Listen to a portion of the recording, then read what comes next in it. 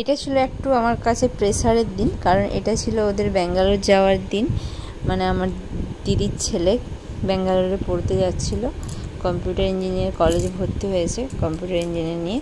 তো ও যাতে ট্রেনে উঠবে, তো তার সঙ্গে ও আমার হাজব্যান্ডও গিয়েছিল। তো ওদের জন্য ফ্রায়েড রাইস আর চিকেন করে বানিয়ে দিয়েছিলাম যাতে ট্রেনে খেতে পারে। ওরা রাত্রে গিয়েছিল, ট্রেনে রাত্রে উঠেছিল, বাট তারপরের দিন যাতে দুপুরে খেতে পারে তার জন্য বানিয়ে দিয়েছিলাম।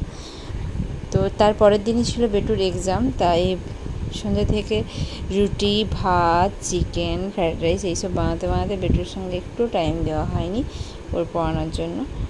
তো এখানে দেখো দুটো টিফিন বক্স আমি রেডি করে নিয়েছি, আর ও দেখছি রেডি হয়ে গেছে এই যে ব্যাগপত্র নিয়ে। ওদের হচ্ছে 11:50-এর দিকে ট্রেন, ও 11:30-এর দিকে বেরিয়ে গেল। আমার খুব ইচ্ছে ছিল যে ওকে স্টেশনে ছেড়ে দিয়ে আসবো, 5 দিনের জন্য ও যাচ্ছে ব্যাঙ্গালোর। বাট অনেকটা রাত্রি হয়ে গিয়েছিলো বলে আমি আর রিস্ক নিলাম না, একটা ভাগনা যাচ্ছে ওকে ছাড়তে। তো এই ছিল পার্ট 1 ভিডিও। সেকেন্ড ভিডিওটা এরপরে তোমরা দেখতে পাবে।